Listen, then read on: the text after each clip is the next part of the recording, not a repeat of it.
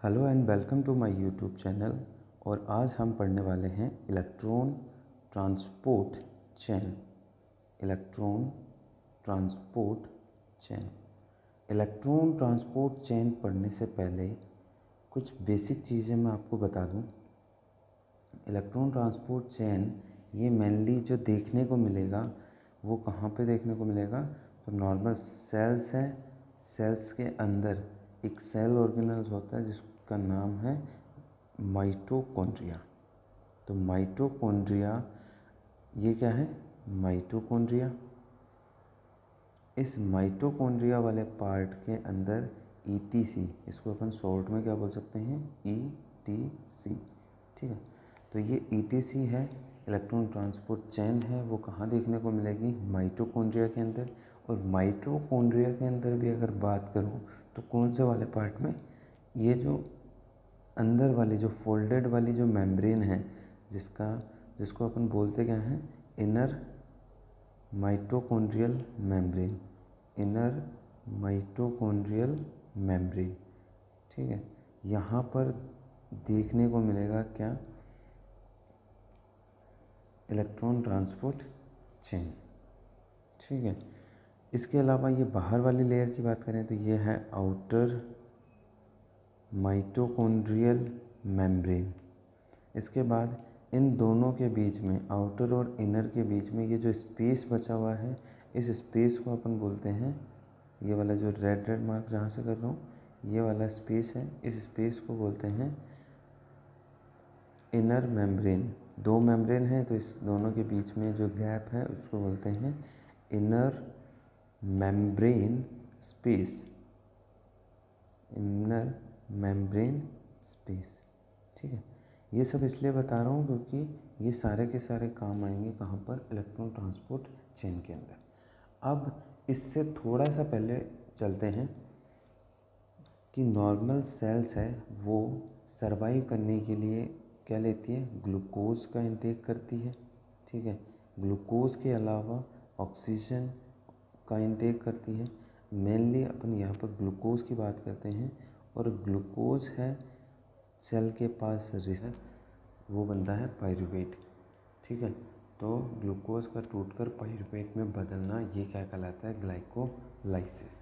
ठीक है, ग्लाइकोलाइसिस के टाइम पे ये पायरूवेट जो बना है, ये पायरूवेट यहाँ से मूव करके कहाँ आएगा, इस माइटोकॉन्ड्रिया के अंदर। और माइटोकॉन्ड्रिया के अंदर भी कहाँ आएगा, अंदर वाला जो स्पेस है, इस स्पेस के अंदर ये पायरूवेट मूव करके कहाँ आ गया, यहाँ पर। और अंदर एक साइकिल देखने को मिलेगा जिसको अपन बोलते हैं Krebs cycle. Krebs cycle.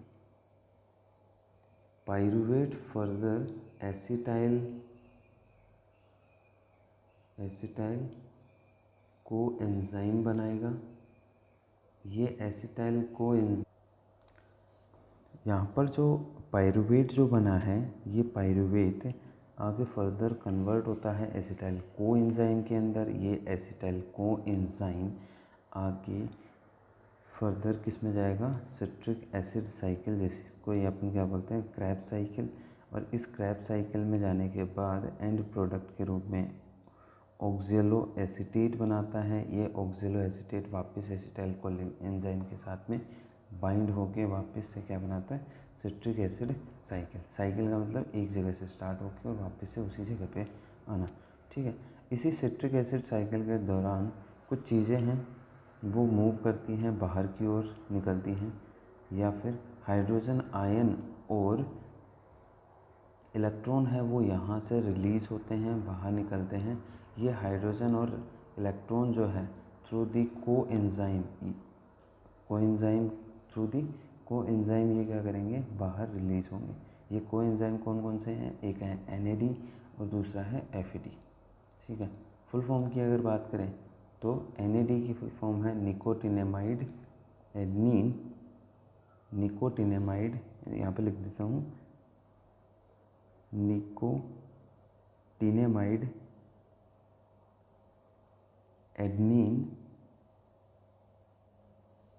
Dinucleotide nucleotide. ये क्या है? कोएंजाइम। कोएंजाइम जो एंजाइम के साथ में काम करते हैं, रिएक्शन को बढ़ाते हैं, ठीक है।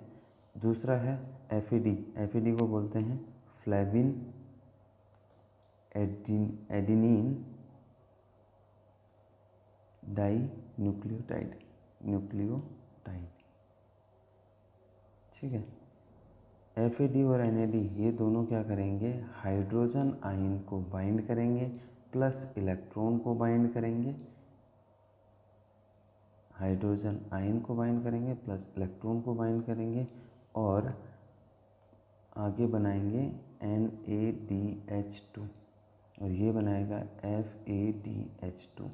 और ये दो प्रोडक्ट हैं जो अपने काम आएंगे कहाँ पर? इलेक्ट्रॉन ट्रांसपोर्ट चेन के अंदर, ठीक है। सिंपल सा है। दोबारा से बता देता हूँ कि नॉर्मल ग्लूकोज आया था जो अपन ने डाइट में इंटेक किया है ब्लड से। ब्लड से कहाँ आया? किसी एक सेल के अंदर, ठीक है। सेल के अंदर आने के बाद ये ग्लाइकोलाइसिस की प्रोसेस के बाद ये कन्वर्ट हुआ है पाइरूवेट के अंदर। ये पाइरूवेट आगे फर्दर कन्वर्ट होगा एसिटाइल कोएंजाइम के अंदर। एसिटाइल कोएंजाइम के बाद ये सिट्रिक एसिड साइकिल में जाएगा और सिट्रिक एसिड साइकिल के अंदर कुछ प्रोडक्ट हैं वो रिलीज़ होंगे, ठीक है। ये प्रोडक्ट हैं FADH2 और FADH2 और NaDH2, ठीक है। ये FADH2 और NaDH2 दोनों काम आएंगे कहाँ पर? इलेक्ट्रॉन ट्रांसपोर्ट चेन में। और साथ में ही बता दूं कि ये जो ग्लूकोज है, ये ग्लूकोज अंदर आने के बाद, साइटोप्लाज्म के अंदर आने के बाद पाइरूवेट में कन्वर्ट होगा, पाइरूवेट से एसिटाइल कोएंजाइम में कन्वर्ट होगा, ठीक है।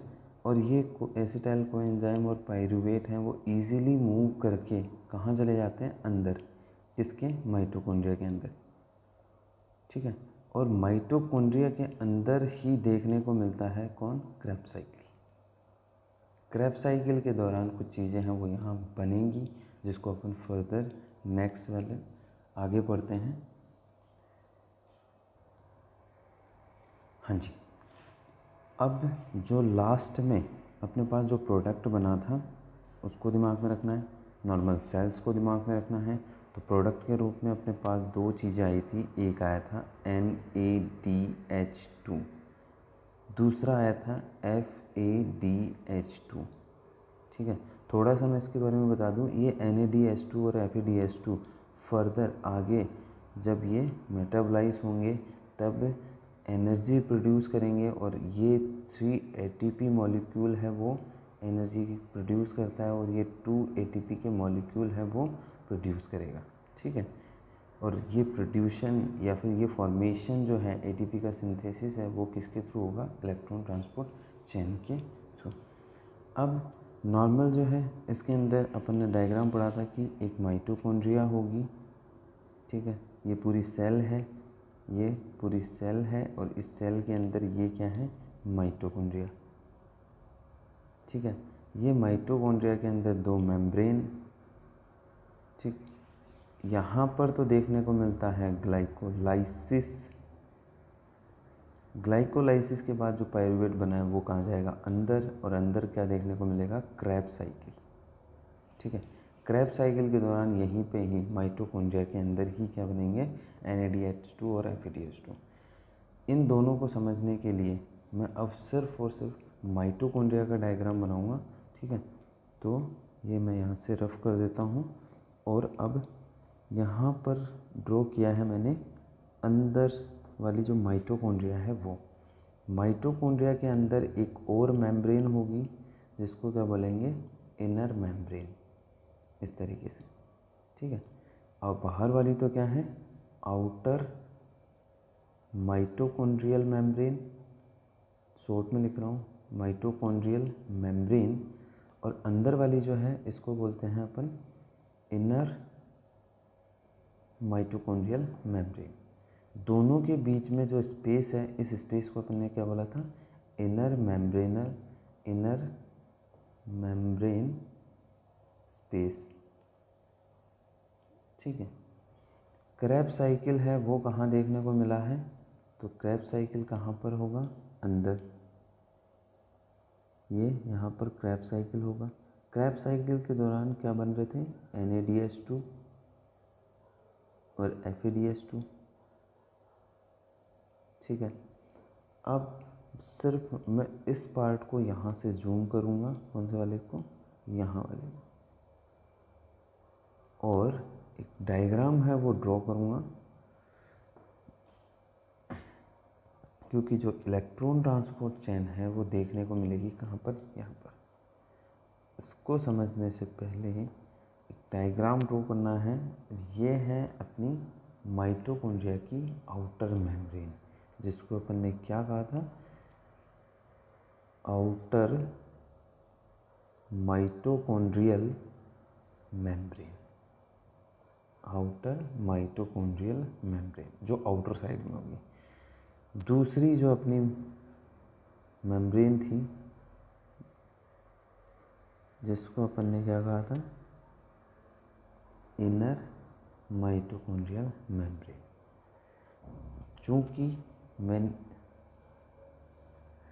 क्योंकि मैंने कहा था कि जो ETC साइकिल है, ये ETC साइकिल है, ये देखने को कहाँ मिलेगा, इनर मेम्ब्रेन के अंदर।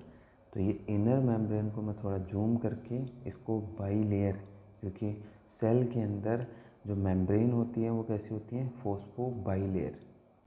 ठीक है, फॉस्फोलिपिड की बाई लेयर क्या होती है, मेम्ब्रेन होती है। ठीक है, तो ये मैंने क्या किया, सिर्फ इनर मेम्ब्रेन को, इसको मैं यहाँ लिख भी देता हूँ।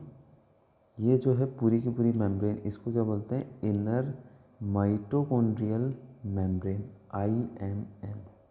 ठीक है, अब इसके अलावा ये जो स्पेस बच गया, इसको क्या बोलते हैं, इनर मेम्ब्रेनस स्पेस, IMS।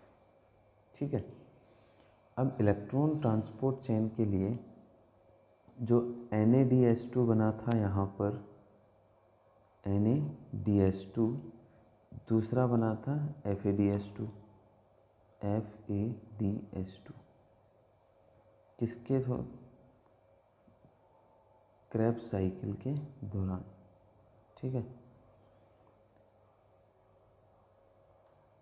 ये यहाँ से मूव करेंगे और इस मेम्ब्रेन के ऊपर स्पेशल प्रोटीन होंगी, और प्रोटीन भी एक कॉम्प्लेक्स या गुच्छे के अंदर प्रेजेंट होती हैं।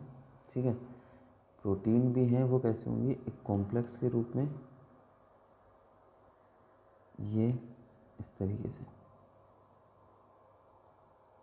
कॉम्प्लेक्स नंबर में 5 होंगे टोटल, कॉम्प्लेक्स 1, कॉम्प्लेक्स 2, कॉम्प्लेक्स 3 और कॉम्प्लेक्स 4।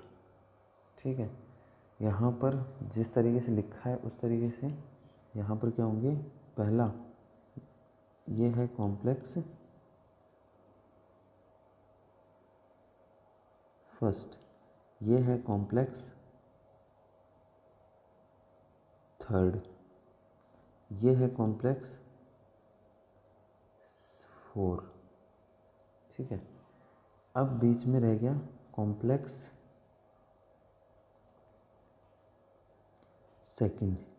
जो कॉम्प्लेक्स सेकंड है वो यहाँ पर होगा, इस तरीके से थोड़ा सा नीचे की ओर। और एक और चीज़ जो मैं बता दूँ, ये जो स्पेस है जिसमें क्रैब साइकिल जो अकर हो रहा था, ठीक है, इसको अपन, स्पेस को अपन क्या बोलते हैं, मैट्रिक्स, जिसके अंदर क्रैब साइकिल बन रहा था। तो यहाँ पर मैं लिख देता हूँ मैट्रिक्स। अब समझ में आ गया होगा। देखो, ये माइटोकॉन्ड्रिया है, माइटोकॉन्ड्रिया की ये जो ब्लू कलर की लाइन बनाई है, ये यहाँ पर ब्लैक कलर की। ठीक है, ये है आउटर मेम्ब्रेन। ये जो है रेड कलर की, जो इस तरीके से लहराते हुए जिसमें क्रिस्टी बनती है, इसको मैंने स्ट्रेट किया है समझने के हिसाब से। ठीक है, अब इसको थोड़ा सा जूम करा है, जिसके अंदर फॉस्फोलिपिड की दोनों लेयर बनाई है मैंने, और इसके अंदर कुछ कॉम्प्लेक्सेस होते हैं। कॉम्प्लेक्सेस जो हैं, कॉम्प्लेक्स मतलब गुच्छा है, और गुच्छा किसका होगा, प्रोटीन का, एंजाइम का, को एंजाइम का। ठीक है, तो प्रोटीन, एंजाइम, को एंजाइम, इनसे मिलकर क्या बना है, एक कॉम्प्लेक्स बना है। ठीक है, अब ये कॉम्प्लेक्स क्या काम करेंगे, तो सिंपल सा याद रखना है, इनका काम इतना सा है कि ये क्या करते हैं, इलेक्ट्रॉन को इस NaDH2 से रिसीव करेंगे और फिर एक जगह से दूसरी जगह आगे की ओर मूव करवाएंगे। NaDH2 से FADH2 से दोनों से क्या करेंगे, इलेक्ट्रॉन रिसीव करेंगे। कौन, ये कॉम्प्लेक्सेस, फिर एक जगह से दूसरी जगह पर इसको मूव करवाएंगे आगे की ओर। ठीक है, तो स्टार्ट करते हैं। NaDH2 है वो कहाँ आएगा, इन कॉम्प्लेक्सेस के पास में। ये आ गया NaDH2, और NaDH2 जैसे इस कॉम्प्लेक्स के पास आया तो ये कन्वर्ट हुआ किसके अंदर, NAD के अंदर। इसको जूम करके रखता हूँ, ये वाला NaDH2 जैसे ही ये इसके पास आया NaDH2, और ये कन्वर्ट हुआ किसके अंदर, NAD के अंदर। तो इसमें कुछ चेंजेस, जैसे यहाँ से हाइड्रोजन है वो लीक आउट होके यहाँ आ गए, ये जो हाइड्रोजन थे ये लीक होके या अलग होके ये कहाँ आ गए, यहाँ पे मैट्रिक्स में, और अपना काम किस पे है, इलेक्ट्रॉन पे। तो इसमें जो इलेक्ट्रॉन थे वो इलेक्ट्रॉन चले गए कहाँ पर, अंदर की साइड। अंदर की साइड कहाँ पे, इस कॉम्प्लेक्स के अंदर, यहाँ पर इलेक्ट्रॉन चले गए अंदर। अब अंदर हैं तो अंदर भी किसको दिए हैं इलेक्ट्रॉन, तो सबसे पहले जो इलेक्ट्रॉन है वो जिसको देंगे वो कहलाएगा FMN, फ्लेविन मोनो न्यूक्लियोटाइड। इसके पास क्या आ गए, इलेक्ट्रॉन आ गए। ये FMN इस इलेक्ट्रॉन को आगे की ओर भेज देगा किसके पास, FeS, फेरस सल्फर, ये भी प्रोटीनस पार्ट है। ठीक है, ये FeS आगे इस इलेक्ट्रॉन को किसके पास भेजेगा, FeS आगे इस इलेक्ट्रॉन को बाहर की ओर, मतलब यहाँ से ये क्या करता है, इसको बाहर की ओर भेज देता है किसके पास, एक यहाँ पे सब्सटेंस है वो वेट कर रहा होता है जिसको बोलते हैं यूबिक्विनोन, क्यों, जिसको शॉर्ट में अपन ने क्या करता है, क्यों। इसके साथ ही मैं इनके ऊपर इलेक्ट्रॉन्स है वो भी इंडिकेट कर देता हूँ। FMN के पास इलेक्ट्रॉन आया था, फिर FeS के पास इलेक्ट्रॉन आया था। अब इस FeS ने क्या किया, इस इलेक्ट्रॉन को इस यूबिक्विनोन को दे दिया। अब ये यूबिक्विनोन एक तो इलेक्ट्रॉन यहाँ से रिसीव करेगा और रिसीव करके कॉम्प्लेक्स 1 से कॉम्प्लेक्स 3 की ओर भेज देगा। ठीक है, 3 की ओर भेज देगा। बट इससे पहले यह क्या करता है, एक और एक्स्ट्रा काम करता है, मतलब एक तो इलेक्ट्रॉन ट्रांसफ़र कर रहा है कॉम्प्लेक्स 1 से 3 की ओर, प्लस एक काम और करेगा, यहाँ पर जो इलेक्ट्रॉन है, कहाँ पर, सॉरी, यहाँ पर जो हाइड्रोजन है, इन हाइड्रोजन को यहाँ से उठाएगा, अपटेक करेगा और अपने साथ में बाइंड कर लेगा और एक प्रोडक्ट बनाएगा जिसको बोलते हैं QH2। ठीक है, यूबिक्विनोन H2। यूबिक्विनोन H2 जो है ये आगे, इसके ऊपर मैंने कहा था कि इलेक्ट्रॉन भी हैं, तो ये इन इलेक्ट्रॉन्स को क्या करेगा, आगे की ओर भेज देगा किसमें, कॉम्प्लेक्स 3 के अंदर। और कॉम्प्लेक्स 3 में इसके लिए कौन वेट कर रहा है, तो साइटोक्रोम बी। ठीक है, साइटोक्रोम बी, और ये भी क्या है, प्रोटीन पार्ट है। साइटोक्रोम बी इन इलेक्ट्रॉन्स को आगे की ओर भेजेगा किसके पास, FeS के पास, और ये फिर से क्या है, प्रोटीन पार्ट है। फिर FeS क्या करेगा, इस इलेक्ट्रॉन को किसको दे देगा, साइटोक्रोम C1 को, साइटोक्रोम C1 को। फिर से मैं यहाँ इंडिकेट कर देता हूँ। अब ये इलेक्ट्रॉन जो यहाँ पर था, अब ये इलेक्ट्रॉन जो यहाँ पर था, ये यहाँ से मूव करके इसके ऊपर आ गया। ठीक है, अब इससे इस पे आ गया, इसके ऊपर इस पे। बेसिकली हो क्या रहा है कि NaDH2 NaDH2 ने अपना जो इलेक्ट्रॉन था वो दे दिया किसको, कॉम्प्लेक्स 1 को। जैसे इलेक्ट्रॉन दिया इसको कॉम्प्लेक्स 1 को, तो ये इसने क्या कर दिए, साथ में ही हाइड्रोजन है वो भी रिलीज़ कर दिए। लेकिन हाइड्रोजन को मैट्रिक्स में रिलीज़ किया और इलेक्ट्रॉन को कॉम्प्लेक्स 1 को दे दिए। कॉम्प्लेक्स 1 के अंदर FMN, जिसको फ्लेविन मोनो न्यूक्लियोटाइड बोलते हैं, इसको इलेक्ट्रॉन दे दिए। ये फ्लेविन मोनो न्यूक्लियोटाइड इन इलेक्ट्रॉन को फेरस सल्फर को ये क्या कर देता है, फेरस सल्फर को इलेक्ट्रॉन दे देता है। ये फेरस सल्फर है जिसको अपन आयरन सल्फर भी बोल सकते हैं। ये आयरन सल्फर है, आगे यूबिक्विनोन को अपने इलेक्ट्रॉन देगा। ये यूबिक्विनोन यहाँ से इलेक्ट्रॉन ले लिए, प्लस साथ में एक चीज़ और करेगा, ये हाइड्रोजन आयन को इस मैट्रिक्स से डायरेक्टली अपने पास में अटैच करेगा और यूबिक्विनोन H2 बनाएगा। ये साथ में इलेक्ट्रॉन्स को क्या करता है, ये कैरी करके यहाँ से कॉम्प्लेक्स 1 से थर्ड की ओर मूव करवा देता है। थर्ड में इसका वेट कौन कर रहा है, साइटोक्रोम बी। साइटोक्रोम बी के अंदर इलेक्ट्रॉन आने के बाद ये मूव करेंगे किसकी ओर, FeS के पास, वही आयरन सल्फर है, इसको आगे साइटोक्रोम C1 को दे देगा। साइटोक्रोम C1 इस इलेक्ट्रॉन को आगे की ओर भेज देगी, कहाँ पर, इस स्पेस के अंदर, जिसके अंदर कौन वेट कर रहा है, साइटोक्रोम C। ये साइटोक्रोम C जब रिसीव करेगा किसको, इलेक्ट्रॉन्स को, तब ये भी क्या करेगा, इसको आगे फॉरवर्ड कर देगा। किसको देगा, तो आगे वेट कर रहा है कौन, साइटोक्रोम A। ठीक है, साइटोक्रोम A है वो आगे इलेक्ट्रॉन्स को फॉरवर्ड कर देगा किसके पास, साइटोक्रोम A3 को। ठीक है, अब मैं फिर यहाँ पर इंडिकेट कर देता हूँ, इलेक्ट्रॉन यहाँ आ गए, यहाँ पर आ गए। बेसिकली NaDH2 के पास जो क्रैब साइकिल से जो NaDH2 बनाता है, ये NaDH2 इन इलेक्ट्रॉन्स को क्या कर रहा है, आगे की ओर कैरी कर रहा है, ट्रांसफ़र कर रहा है। ठीक है, FMN को देगा, FeS को देगा, FeS QS2 को देगा, QS2 फिर साइटोक्रोम B को देगा, FeS को देगा, साइटोक्रोम C1 को देगा, साइटोक्रोम C1 साइटोक्रोम C को देगा, साइटोक्रोम C है वो A को देगा, A है वो साइटोक्रोम E3 को देगा। ठीक है, ये इलेक्ट्रॉन है वो इसी तरीके से क्या होंगे, ट्रांसफ़र होंगे थ्रू दी चेन। इसीलिए अपन इसको क्या कहते हैं, इलेक्ट्रॉन ट्रांसपोर्ट चेन। अब लास्ट में ये जो इलेक्ट्रॉन था ये किसके पास जाएगा, जो सामने वेट कर रहा होगा बेसब्री से, और वो कौन है, ऑक्सीजन।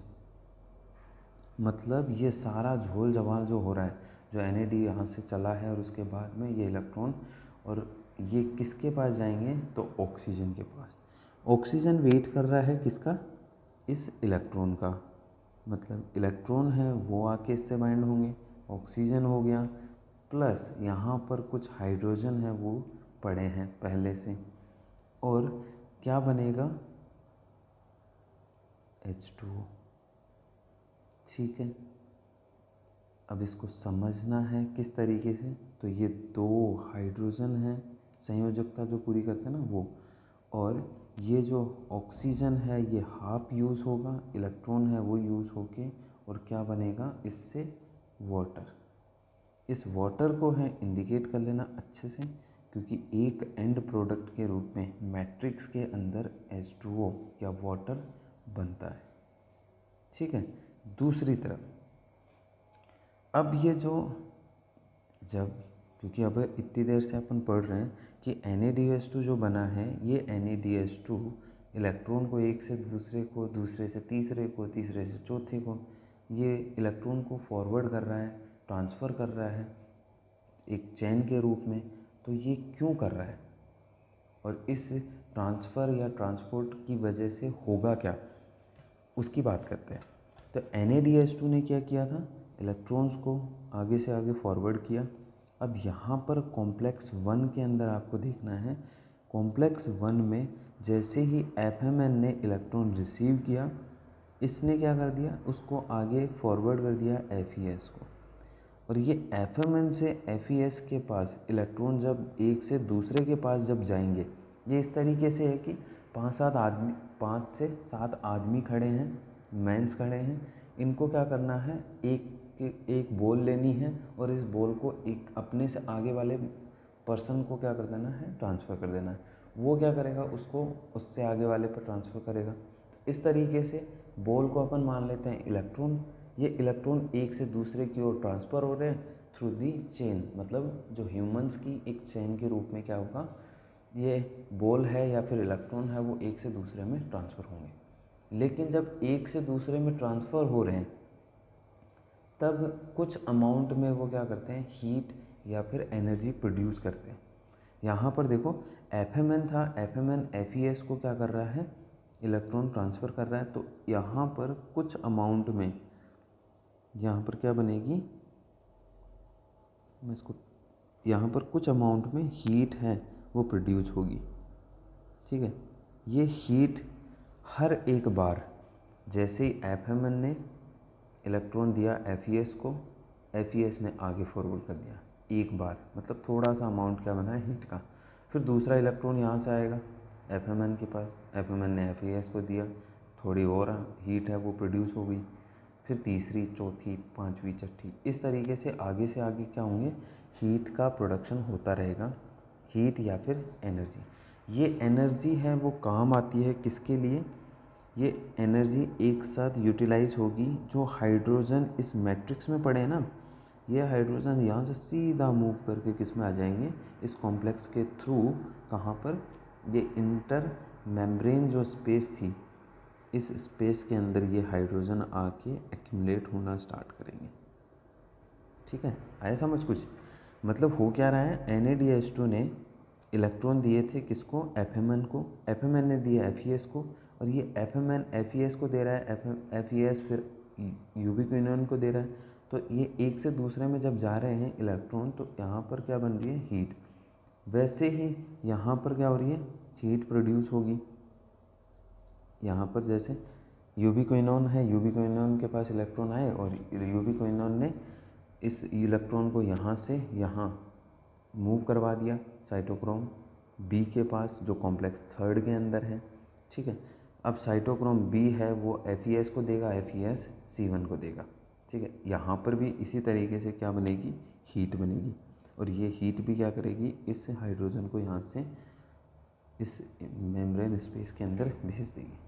ठीक है, फिर है तीसरा, और तीसरे के अंदर साइटोक्रोम C जो है वो भी इलेक्ट्रॉन लेगा और A को देगा, A फिर 3 को देगा, और उसके बाद यहाँ पे भी हीट बनेगी, और हीट क्या करेगी, हाइड्रोजन आयन को बाहर डाल देगी।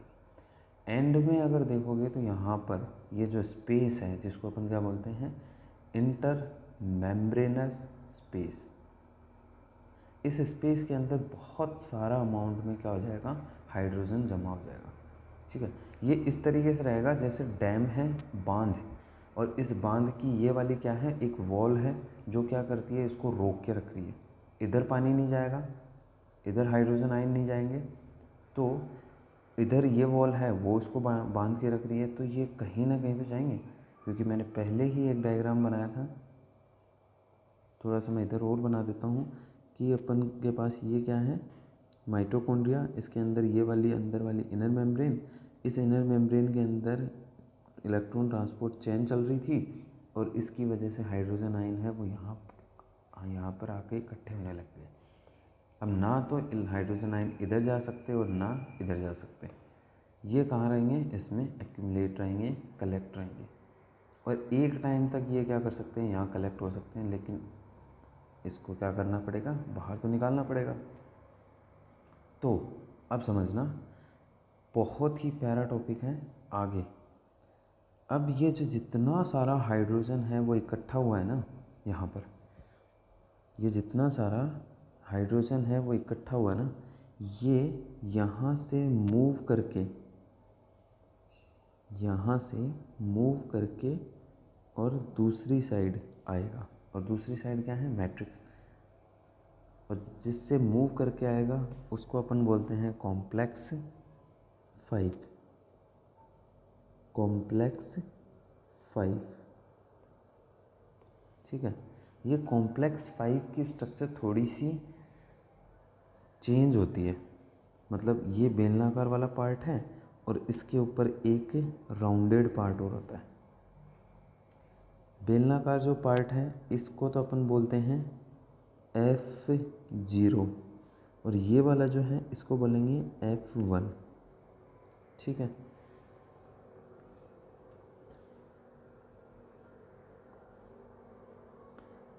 ये वाला है F0 और ये वाला है, मैं यहाँ से थोड़ा सा इरेज कर देता हूँ क्योंकि ये यहाँ पर एक रास्ते के रूप में है।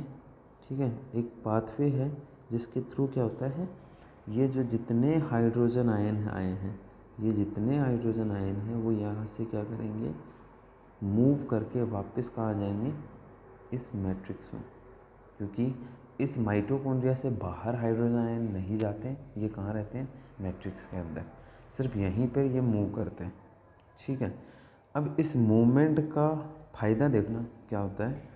ये F0 वाला जो पार्ट है, ये जो रास्ते के अंदर है, ये F0 वाला जो पार्ट है, इसके अंदर इस तरीके की सेटिंग्स होती हैं कि इससे अगर हाइड्रोजन आयन अगर मूव करेंगे, जैसे मैंने अभी एग्जांपल दिया था डैम का, बांध का, कि बांध के अंदर क्या होता है कि नॉर्मल चारों तरफ से पानी होता है, पानी के बाद एक वॉल होती है बड़ी सी, और उस वॉल के अंदर कुछ छोटे छोटे गेट होते हैं।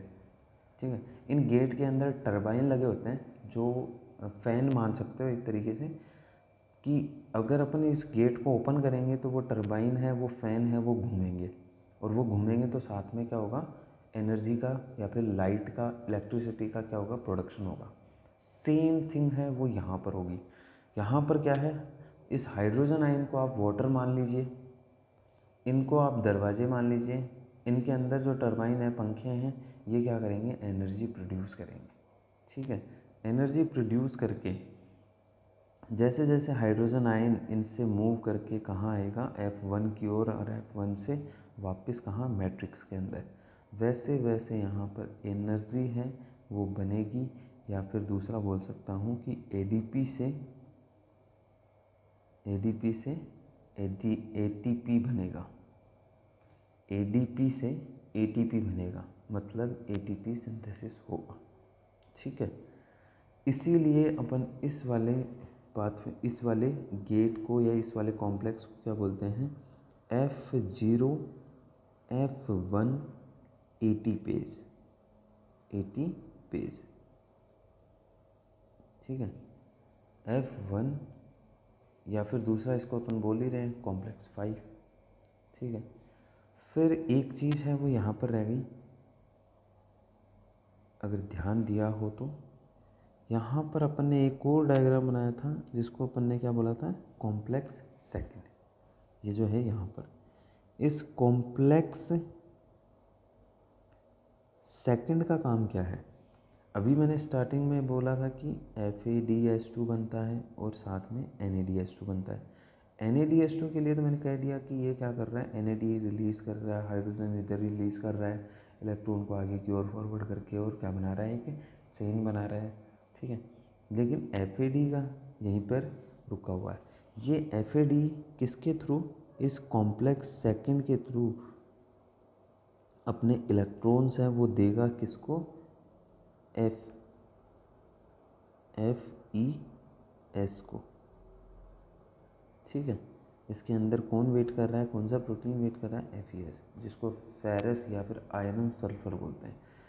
FAD ने क्या किया, इसको इलेक्ट्रॉन दे दिया अपना, और उसके बाद ये क्या कर रहा है, ये FES सेम जैसे यहाँ पर FES था, इसने क्या किया, यूबिक्विनोन को दिया था ना, वैसे ही ये भी क्या कर रहा है, FES अपने सारे इलेक्ट्रॉन किसको दे देता है, इस यूबिक्विनोन को दे देता है। बस इतना सा काम है किसका, कॉम्प्लेक्स सेकंड का।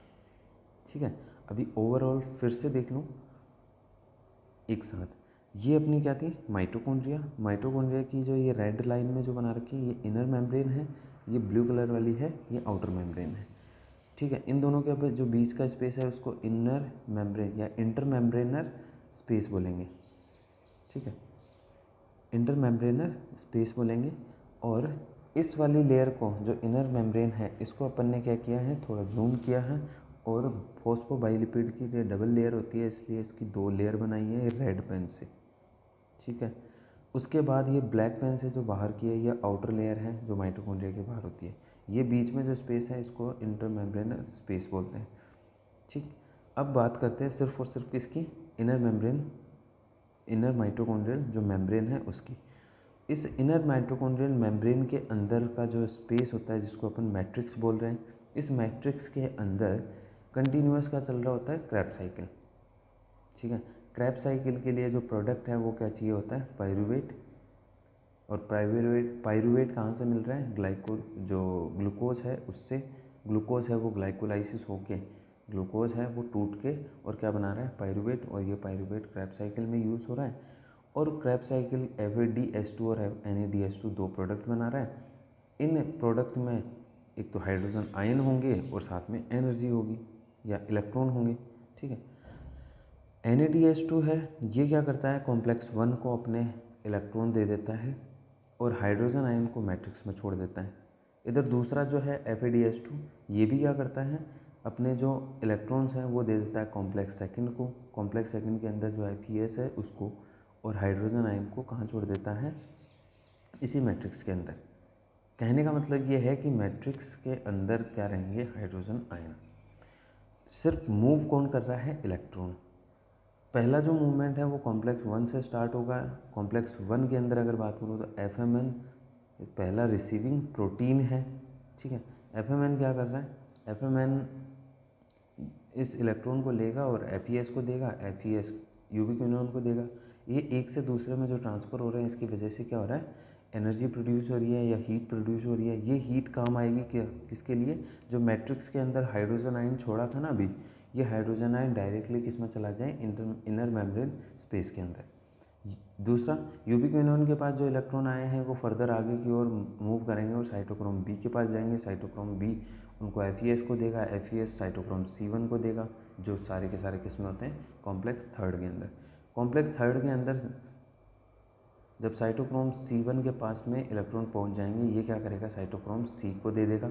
साइटोक्रोम C इन इलेक्ट्रॉन को आगे कॉम्प्लेक्स 4 के अंदर साइटोक्रोम A को दे देगा और साइटोक्रोम A है उसको A3 को दे देगा। इस इलेक्ट्रॉन ट्रांसफ़र की वजह से यहाँ पर हीट प्रोड्यूस होगी और ये हीट है वो क्या करती है, इन हाइड्रोजन आयन को यहाँ से मैट्रिक्स से उठा के कहाँ डाल देती है, इनर मेम्ब्रेन स्पेस में।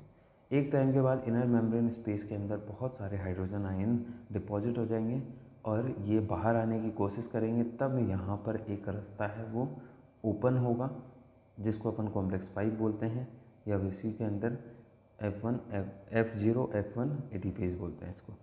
इसकी वजह से एनर्जी प्रोड्यूस होगी, जो ATP है वो कन्वर्ट होगी, ADP है वो कन्वर्ट होगी ATP के अंदर। ADP का फॉस्फेट के साथ में जुड़ना और जुड़ के ATP बनाना, ये क्या कहलाता है, फॉस्फोरिलेशन। ये क्या कहलाता है, फॉस्फोरिलेशन।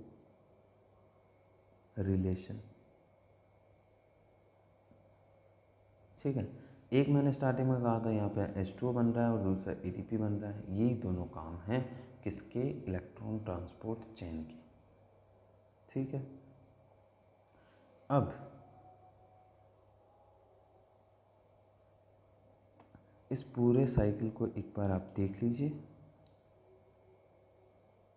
ठीक है, कुछ फुल फॉर्म है या फिर इसके अंदर जो कंपोनेंट हैं इलेक्ट्रॉन ट्रांसपोर्ट चेन के अंदर जो यूज़ होने वाले हैं उनके नाम मैंने यहाँ पर ड्रॉ किए हैं स्टार्टिंग में, जिसमें से एक है NAD जिसको अपन बोलते हैं nicotinamide adenine dinucleotide. Nicotinamide adenine dinucleotide. दूसरा है FAD जिसको फ्लैविन एडेनिन डाइन्यूक्लियोटाइड बोलते हैं। तीसरा है FMN फ्लैविन मोनोन्यूक्लियोटाइड बोलते हैं। चौथा है यूबिक्विनोन जो एक्चुअल कोएंजाइम है, वैसे ये सारे कोएंजाइम हैं। फिर आयरन सल्फर है, ये एक प्रोटीन है। साइटोक्रोम है, ये भी एक प्रोटीन है। इसके अंदर सिर्फ और सिर्फ ये वाला जो है ये कौन सा होता है, फैटी पार्ट होता है, फैट होता है। बाकी सारे क्या हैं, प्रोटीन पार्ट हैं ये सारे के सारे। इनमें से ये तीन जो हैं, ये जो स्टार्टिंग के हैं, इनके बारे में फर्दर एक और वीडियो बनाऊंगा और इसके अंदर डिटेल में बताऊंगा कि ये सारी चीज़ें हैं क्या। बस अभी के लिए आप याद रख लेना कि ये प्रोटीन है, कोएंजाइम है, एंजाइम्स हैं। ठीक है, जो क्या करते हैं, इलेक्ट्रॉन ट्रांसपोर्ट चेन को कंडक्ट करवाते हैं। इलेक्ट्रॉन्स ट्रांसपोर्ट चेन को क्या कराएंगे, कंडक्ट कराएंगे। और इलेक्ट्रॉन ट्रांसपोर्ट चेन है, इसकी अगर बात करें तो ये क्या है, लास्ट कॉमन पाथवे है किसका, एरोबिक साइकिल का। जो एरोबिक सेल होती हैं उनके अंदर जो पाथवे चलते हैं उनमें ये लास्ट वाला पाथवे है। इसके बाद में जो NADH2 है वो NADH2 पूरी तरीके से क्या बना देता है, ATP, और ATP को सेल है वो यूटिलाइज कर लेती है। एंड प्रोडक्ट के रूप में वाटर बन जाता है। ठीक है, तो इसके बारे में अभी के लिए इतना ही। और इससे रिलेटेड जितने भी सारे नोट्स हैं वो PDF में मैं इसी वीडियो के लिंक में उसको शेयर कर दूंगा। ठीक है, डिस्क्रिप्शन बॉक्स में, तो वहाँ से आप उन सारे के सारे जो नोट्स हैं उसको आप वहाँ से रीड कर लीजिएगा। ठीक है, थैंक यू सो मच।